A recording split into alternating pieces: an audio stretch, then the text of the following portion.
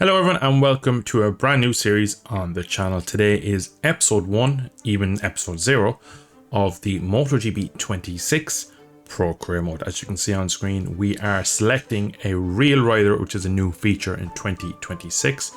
And we're going to take control of their career. Now, unfortunately, there's one issue. We can't actually start off in their team, so we've actually had to sign for a different team. You'll see who in a second. We've decided to do an 11 race calendar for season 1. We've decided to join up with Enea Bastianini. Here is the rider transfers for season 1 in the MotoGP class. A couple of very interesting moves.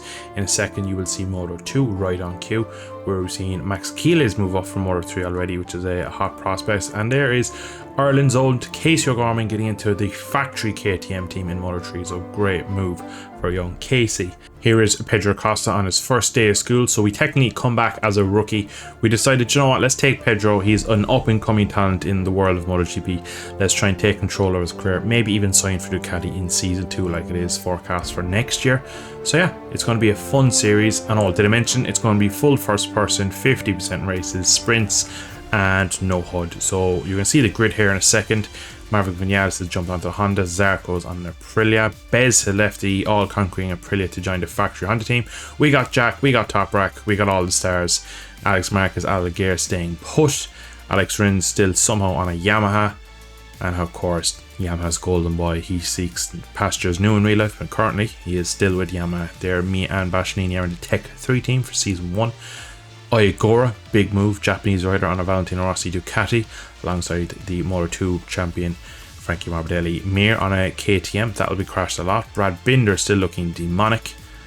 Fabio Di Giannantonio on Aprilia, what a prospect that's going to be in season 1. Jorge Martin, world champion in his own right. Pecco looking to turn back the years, and of course our 9 times world champion Marc Marquez. So a new feature to this year's game is these press conference. You can see here myself, Zarco in his Aprilia outfit, and then Fermin Alligator to my left. Basically, from what I can tell from these, is you just get asked a few questions. Depending on your answers, it changes things on where your prestige goes up, what your relationship with other riders is. It's pretty basic. We've had these things in the game before. You can see there Pedro is answering a few questions. It's a bit dull. I probably won't include much of it, but I said since it's new, I might as well show it off. We're here now for the first official test of this season here in the Chang International Circuit. Long live the king, as it says on the big border. And it's an interesting one because the KTM is struggling at the moment.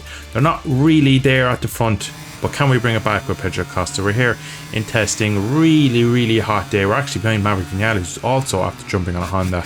And I was just doing a few laps, taking a handy, unfortunately, into the very difficult corner. Fast crash, big impact, tumble through the gravel. And unfortunately, we've been sidelined for the first test. So only half a day done, and 10 days later, it's time to go racing. So here we are now in FP1, a much different prospect at hand today. Very little track time before getting to the first Grand Prix weekend of the year. And in FP1, conditions a lot different to the test almost 2 weeks ago. So by conditions being a lot cooler, bike felt totally different after the half a day's running we did in pre-season. So for me, wasn't sure what the pace would be like, didn't know who would be competitive with, didn't know really a lot of things about this KTM coming into it, but we knew that if we show up, we perform, we could be fast anywhere. So in free practice on the Friday and then practice in the afternoon, we were really hoping that if we just scrape into the top 10, that would be enough to get us into Q2. So that was the goal coming in. Set a good clean lap. We're here behind one of the Aprilias, looking for a bit of a tow at a very difficult track for me, Thailand. It's not one of my favourites, and I do struggle to go well around here, but today is the day that we actually go second. So behind also debutant Marco Bezzecchi on the Honda, and Pecco rounds out the top 3. That guarantees us into Q2, which you are watching now. So really interesting weekend so far. Friday, very cold for Thailand's conditions, overcast, really dark, and here we are now on the Saturday morning for Q2, straight through to Q2. Unfortunately, just like in tests, when the temperatures go up, the KTM gets a little bit of a skate on. So this lap felt very good. Overall, the lap time did struggle slightly to come to me. So far, we've seen a pretty decent lap for me in first person. Like I said, first person, no HUD. It's going to be a real kind of hardcore mode, if you want to say. I started my channel years and years ago, and this is a sort of stuff I made on MotoGP 21.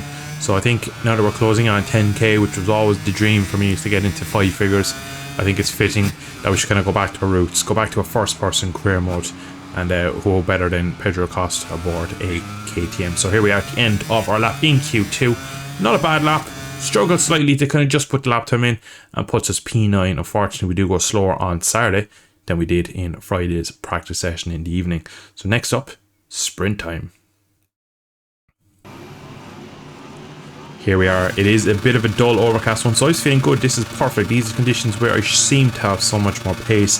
And I was hoping I could get a good start, get away with the front guys, and see what this KTM is like in hand-to-hand combat. Unfortunately, we didn't get a great start, and we kind of get bullied. The new boy on the block getting a little bit bullied into turn 1. Off track we go. Again, we just have a quick look to our right there just to make sure that we're not coming across and cutting the nose off anyone else. So straight away, the MotoGP paddock let me know that we are here and we are fighting really. Then nose is up the inside there again, like those people just showing a nose. Fortunately, that is Alex Marquez, I believe, picking up on the Hondas, really running them wide, and it really cost me through turn 3 where we had our incident in pre-season. So I've lost low of drive up the long straight into the fast left, and one of the other, actually that was Alex Marquez, so it must have been Fermin Aldeguer at the start running one of the Hondas wide right up the back of Alex Marquez, and that is what looks to be Jack Miller after overtaking him on the interesting sounding new V4 Yamaha. So straight away we've lost a lot of positions from our starting grid position, and we're just a little bit lethargic, just a bit lazy. The bike is not really responding very well.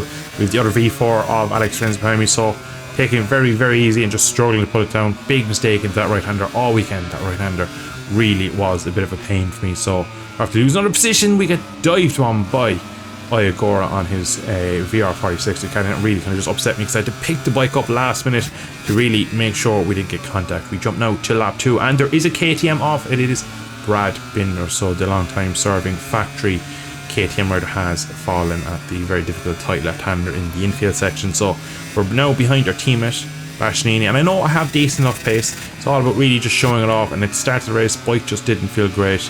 Just trying to put the bike in the apex, get it stopped, was very difficult. So I was a bit probably riding within myself, and then a bit of overriding as well in parts was costing me a lot in this. So at the moment we're in a very more or less a 20th position. Not many people behind me, so we're really just trying to push on now and trying to get to the back of Bastianini, because of course our teammate is always the one you want to be. He's the main guy, the guy you have to really put a performance in against. He's a touch deep into the final corner. I reckon I get a bit of a better drive out, right high twice on, and we start flying along. You can see there's two guys slightly back for probably a couple of seconds down the road for me.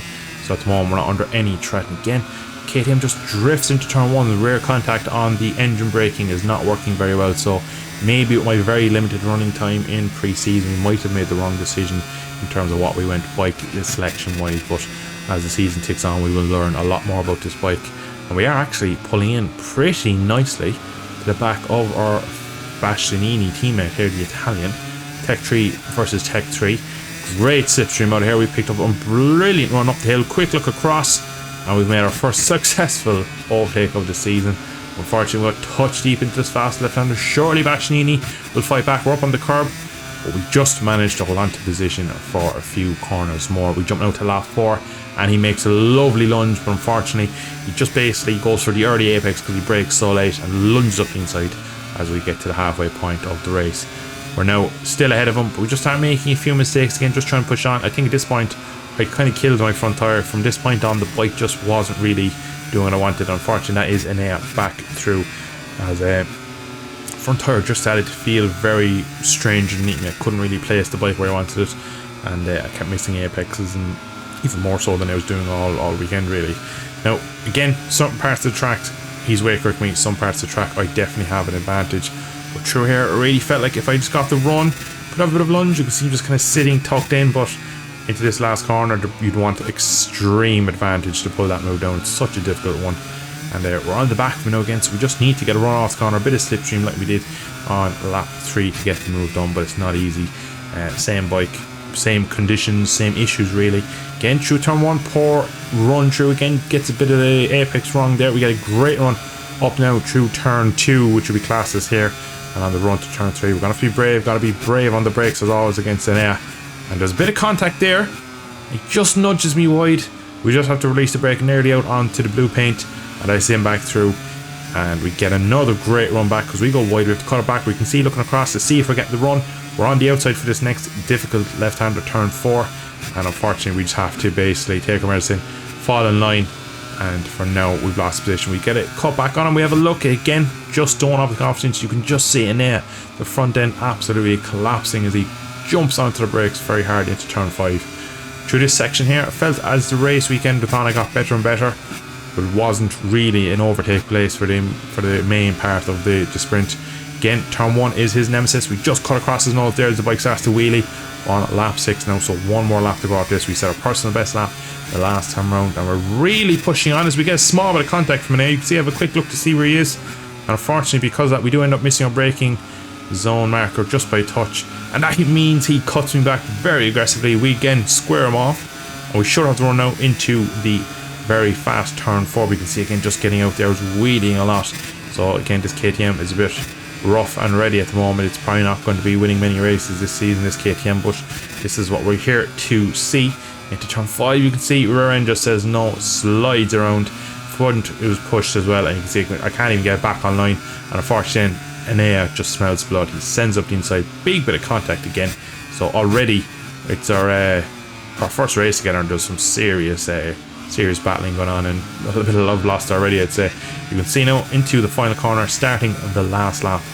Brad Binder, after his crash, has picked up and remounted and caught up to the back of us. So again, you can see the bike is just absolutely gliding its way in, and not in a nice way. I just have so little control over the way the bike is sliding into the corner, so I was really struggling at this point. So at this point, completely forgotten about an air. Full focus was the factory KTM rider Brad Binder behind. I knew I had to put in a pretty decent lap to stop him, because there was a couple of places where he could go for it. That was one of them. We broke it touch deep just to kind of go wide and get a run back, just in hope that we could actually make the run out of the corner, just to kind of make sure we got the position kind of held until we got to the tighter part of the track, which we are starting now as you come through.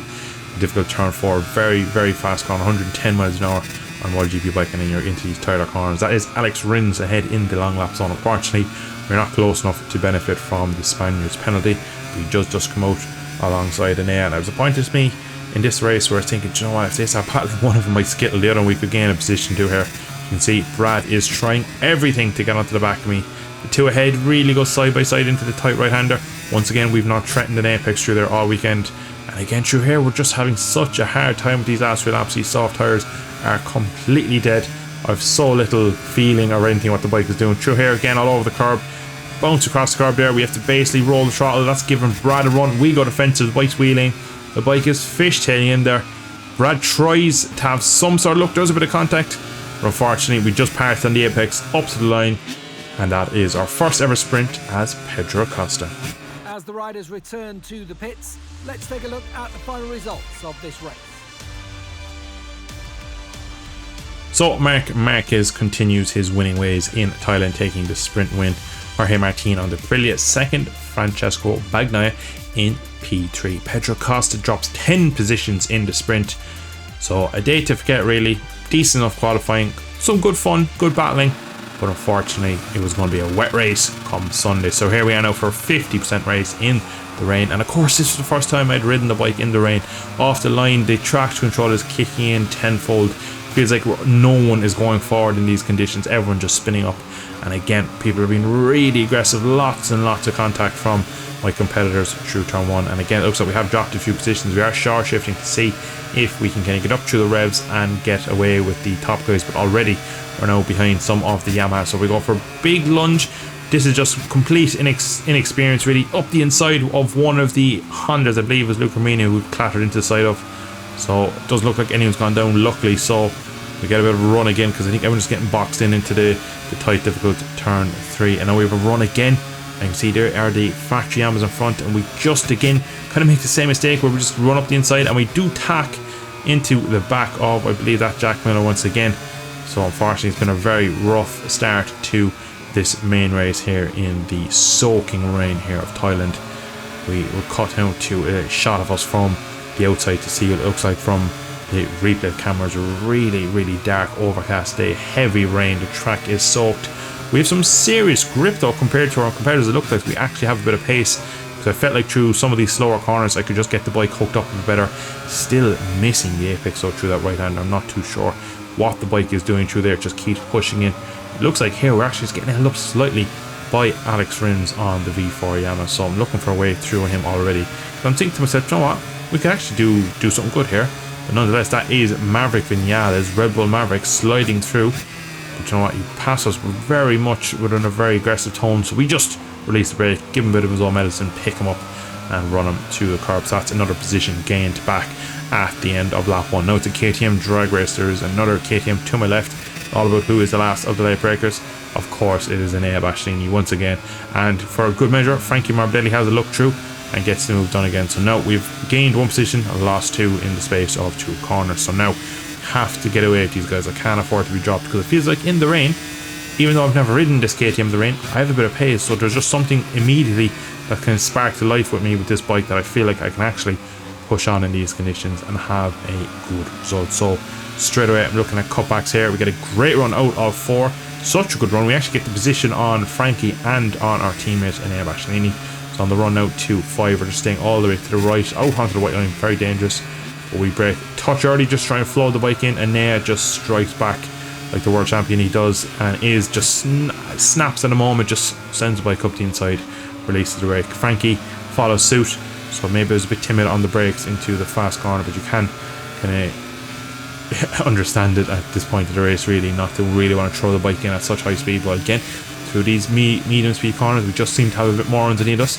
At this point in the race, I was thinking to myself as well, as Enea just releases the brake and rolls over the front of us, because at this point I'm trying to get that corner just nailed down, and Enea just absolutely taking the mick, really, just leaving the bike over the front and pulling it down nicely. So we are gaining positions out. It's on to lap 3. We have got the move done now on our teammate. Finally seem to get a clean move done. We go touch wide, but that seems to work for us, because we really squared off. Look at that late apex.